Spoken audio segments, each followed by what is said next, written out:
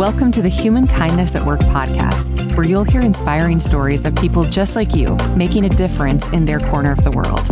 You'll hear how human kindness is at work and how you can be a part of it. I'm Jennifer Clark. Ready to be inspired? Here we go. Have you ever looked at your city and been discouraged by what you see? Have you ever wanted to just leave the problems that seem unable to be fixed and start over somewhere new? On this episode of the Humankindness at Work podcast, you're going to meet someone who worked through those feelings and chose to stay and bring the change that he wanted to see. Wes Simmons is a husband, a father of four, and a former football player for the Northwest Missouri State Bearcats, who calls St. Joseph, Missouri home. He's also the president and CEO of the 3D Institute, an organization that provides a framework for professional coaching. And because his life isn't full enough, he's also the founder of the Joseph Company, which we'll hear about today. Wes is a natural leader, a man of integrity, and a change maker. Welcome to the podcast, Wes Simmons. Thank you, Jennifer. It's great to be here. Glad to have you. Wes, we're going to jump right into your story. In about 2019, before you started the Joseph Company, can you paint us a little picture of what life in St. Joseph was like? Yeah, I moved here in 2004, and by and large, this was a community. You mentioned it in my intro that I was a Northwest Missouri State Bearcat. And if you know anything of the MIAA conference here in Mid-America, you know that Bearcats and Griffins really aren't compatible. So this was like the one city on earth I said I'd never live in. But then I fell in love with a woman that's from here, and lo and behold, 2004, here I am. And so I always kind of felt like I was passing through, to be honest. Never felt like this was home.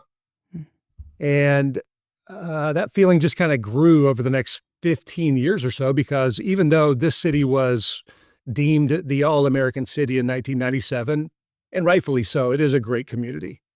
But we had been on a downward trajectory. We had schools that were struggling. There had been some scandals in the past, a lot of mistrust in the community, a lot of negativity. I think a lot of that has to do with that negative self-image that we have as a community. No positive, collective history that we're real proud of, I would say. It was kind of the feeling I had. And quite frankly, I was kind of fed up with it. I was ready to kind of jump ship. There's a lot of other communities that have embraced the work that I'm in fully, and I want my kids to be a part of that. So my thinking was, let's get out of here, Amy. Let's go south. Let's go to a community that's really embraced the work we're doing so we can benefit from it. Yeah, I was one of those people, Wes. I remember when we moved from St. Joseph down farther south in the Kansas City area, I was one of those friends that said, hey, you guys should look a little bit more south. There's like great opportunities for your kids, the competitive sports, all this stuff that you guys are into and love. And I know that at one point you were considering moving out of St. Joseph, but why did you stay? Well, my wife, as I mentioned, is from here, and so her heart's here, and her family's here. And even though we would, gripe about it, about different things in town and in the community, I think she sensed a little bit more seriousness in my tone. In that summer of 2019, we were coming up on a transition year where 3 of my 4 kids would be making the next step to a new school anyway. And I thought, all right, that's the perfect time to go. Put the house on the market in the spring. And she wasn't resistant to that necessarily, but she did challenge me. And she said, Wes, you have something that and I know could help our community, but you haven't even tried. Which was mostly true. I mean, I had tried some things in the past, but it had been years, and we'd kind of grown up as a company, and we'd kind of figured out really who we are and what we can do. And I had not made any serious attempt in at least a decade, I would say. And so she was right. And that challenged me. And, I often joke, you married right, because when your significant other will tell you exactly what you don't want to hear, yes. But right when you need to hear it. I was going to say she is a good woman. And yes. I 100% agree with that. So fast forward a little bit and you started the Joseph Company. And I'm assuming that came out of this desire to stay and bring the change, to make that effort to make St. Joseph the community that you want it to be. So what is the Joseph Company and why did you start it?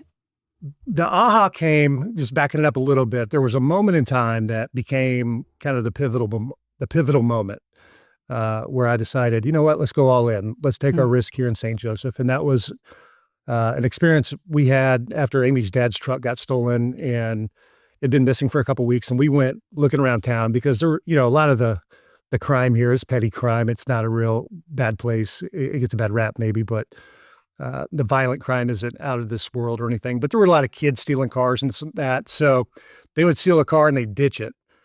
And so we had hope that maybe we could find it. So we went looking for it. And there was a fleeting moment where there was this young girl and she's out in front of this house. It looked like it was kind of falling in on itself. It was really dilapidated. It looked like a meth lab, a mm, perfect candidate for such. And, there's kind of the shady looking crew of dudes down on the corner. And there's this young 3-year-old girl and she's out in her yard and the grass hadn't been cut and the windows are broken and she's in diapers. And I just kind of drove by. We locked eyes. It was a fleeting moment, but it was one that just got napped on my brain. And mm, that night when I came home, I told Amy, I said, all right, I said we're all in, but let's really push our chips in and try something. And so we began to organize leaders. And what came out of that was a desire to take the training that we have been developing for over 10 years now, a training called 3D, and implement that into a community to give us a common leadership framework. Whether you're leading in a classroom, in a boardroom, or where we come from, a sports field or in a locker room, or heck, it even applies if you're a grandma or grandpa or a mother and a father at your own house in your living room. Whatever room you're in, if you're in a leadership role, there's an undeniable coaching element to that. mm, And my experience always was having great coaches that not only could produce excellence, in the product of performance, but they created a culture that was life-giving that really was the driver of all of that. So what the Joseph Company became was an initiative to gather the leaders from, we call them the 7 sectors, the arts, athletics, business, education, healthcare, government, and nonprofit. And we've gathered them and say, is there a common leadership framework that we can work from so that collectively we're meeting the developmental needs of everybody in our community, starting with that little girl in that age and younger, really even to the grave. It's kind of a cradle to the grave leadership framework that allows us to do something together in an effort to try to positively impact the culture. mm. When you first started, what was the response of those 7 sectors that you reached out to? The initial response was, I think, curiosity. Mm, No, I don't think that anything like this has ever been tried around here. I don't know if it's ever been tried anywhere. Actually, that's not true. There are a lot of organizations out there. I think of like communities of excellence, for example, mm, they work with communities to bring leadership together around a common leadership framework. So that's not unique. It was just unique to me. I didn't know that. mhm, It was more of this response to what I felt like was a call in my life to try to make the big time where I'm at. That's a favorite coachism that I picked up along the way. Make the big time where you're at. It's a mm, mindset. It's not about a destination. It's not about a title. It's not about how many zeros are after your paycheck. The big time is a mindset, and you make the big time right where you're at. And so when we started kind of coming with that kind of message to say, let's not focus on what we don't have on as a community, but let's focus on what we do have as a community because there's an incredible history here.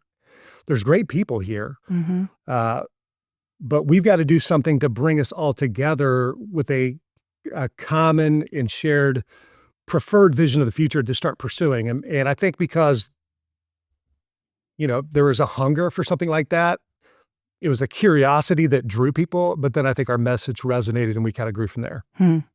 So what does that look like? What does the Joseph Company look like practically? In a practical sense, the training that I referenced is actually from my real job, the 3D Institute. You mentioned that in my opener. That's a company that's uh, our headquarters are technically Orlando, but our epicenter is here. This is where I live. I'm the CEO. And from here, we create training and resources. And we've really been in the world of sport for years. But through this initiative, we had a group of people in the business community and in the educational world that said, we want you to take that training and contextualize that for all three industries, for basically any industry, all parts of the community.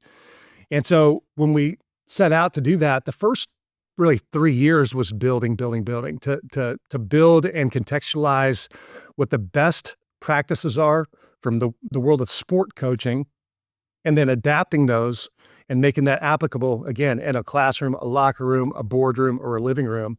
That took a lot of time.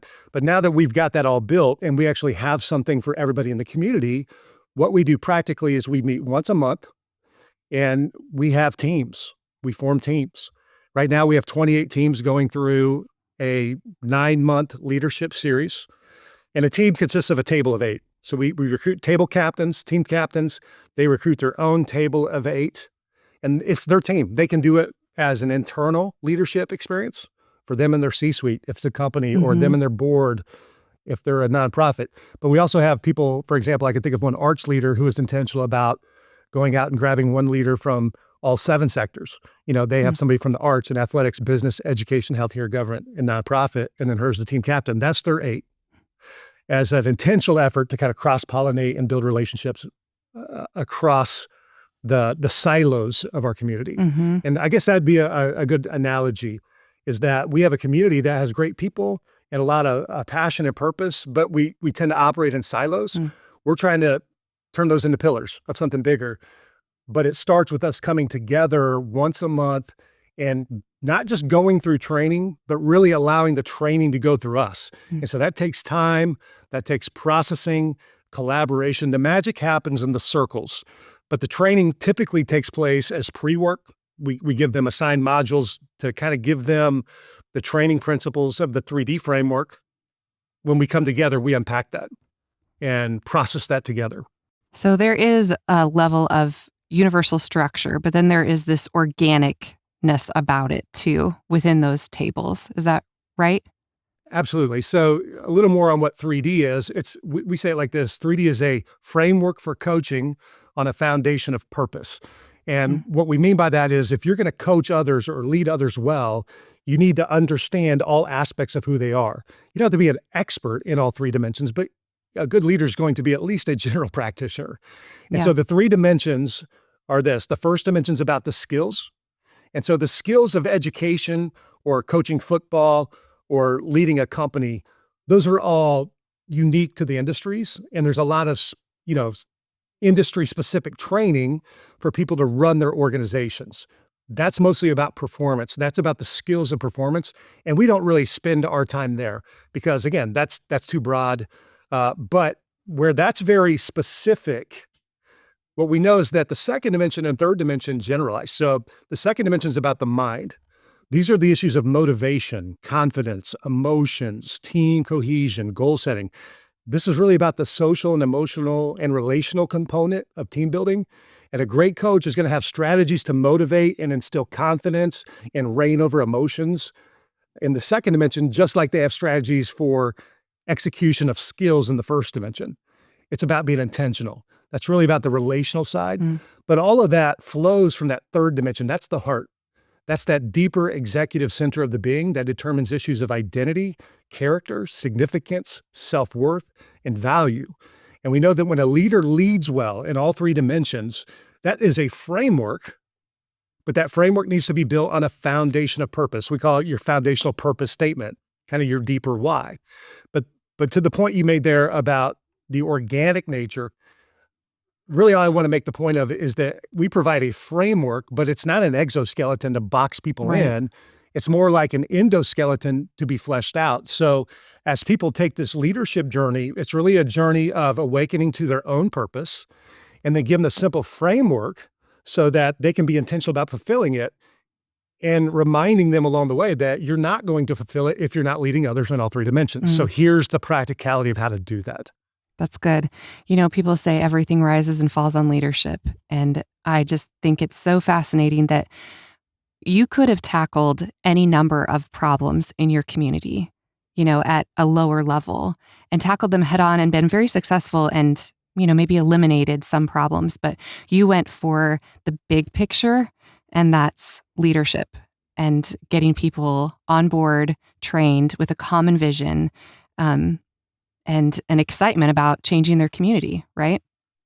Yes, and I would say that, I can think back to a meeting we were having with some business leaders, and one of them made the comment that uh, the soul of our community had been damaged, Mm, which was a heavy statement. And as we processed that, we started talking about what is the mountain that we need to move? What is the mountain that needs to be moved in order for the future that we want as a community to emerge? And it just kind of became a consensus around the room that the mountain is the culture. mm, And that's not to be negative on our community. I would say this is not unique to our community at all. This right. is prevalent throughout our land, but we live in a very transactional time.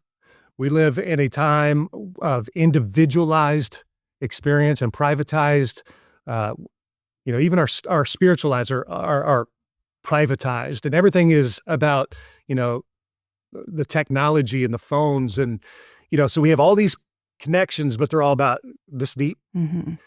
And that begins to when it's overly transactional, then people start getting wounded, and then that starts affecting culture. And I do believe that it all does start at the top. It does start with the leadership. The challenge you have with the community is, okay, who is the leader, Yeah, right? identifying those. It's not like there's a CEO of a company that you can go to, because there's a lot of leaders and they all have influence. But it was an attempt to say, I think eventually what we've learned is we've got to get to that mid-level management of the city, because they lead up and down. But Mm, if you don't get the people, the movers and shakers at the top, the true stakeholders of the community, at least bought in enough to allow it to happen, even if they're going to make it happen, then it's really hard to move the needle when it comes to things like culture. yeah. You're still pretty young as far as a company, an organization. And, this has only been what, 4 years of really intentional effort. I'm curious, have you noticed any changes in your community or in that leadership group that you've identified, or even in yourself? Uh, yes, yes, and yes is the short answer. The slightly longer answer would be I'm seeing really people that just didn't know each other getting to know each other. There's a vibe now. Hmm. People come in, it's once a month, and they can't wait to see, because our meeting's different than I think a lot of other people's meetings. And so those relationships are happening. And because those relationships are strengthening, you're starting to see partnerships take place in the community. Now, we've seen some first fruits of impact. We've seen an arts group down here adopt a block, and they've painted an alley and beautified a part of our city. We have other organizations that are actually using our training for onboarding, and it's now part of who they are as a company. And Hmm. there's mentorship happening with new employees as they come in. There's a common language that's slowly being developed. We have some other communities now looking to us as an example, and I believe that in due time, as we get more, I guess, chapters, I don't know what we call them. We still don't really know what we are yet. You called it the Joseph Company. You mentioned our company. It's not really a company. Right. Our company is 3D Institute. I would say that this is more just a company in the sense of a gathering Hmm. of people who are partnered in purpose. And so it's a company of people. And Yeah. we are new, but as other people uh, start their own chapters, I think we will have one next year. I think in due time, we will be creating relationships with other communities, and then potentially collaborating, maybe national events, things like that, as we bring people together. That's what I see. That's awesome. Wes, if listeners want to know more about the Joseph Company, maybe to look at as a model or just to learn from, just to connect with you and follow, where can they find you online? I would say the place to start would be 3dinstitute.com to understand really what 3D is all about, and how that helps organizations in business, education, sport, and then any subsets of business. So again, nonprofit, government, see how it applies. And then if there's interest to say, you know what, this is something our community should look at, then hop over to the josephcompany.com, because that's our community's unique expression of how they're taking the 3D training and trying to infuse that into a community. Wes, thank you so much for sharing. I think it's a beautiful example of human kindness at work. It's not just one instance, one story. This is something that is going to go throughout your entire community for generations. I really believe that. So thank you for what you're doing. My hope is that as people listen, that they have light bulbs going off and that they're inspired to stay rooted in their communities and to bring change that they want to see. So thank you for being here and sharing with us. It was my honor and privilege. Thank you, Jennifer. Thanks for listening to Human Kindness at Work. If you enjoyed today's episode, please like, share, and subscribe. It really helps get the word out so that more people can be inspired to make a difference right where they are. Until next time, look for ways that human kindness is at work around you. And don't just notice, be a part of it. See you next time.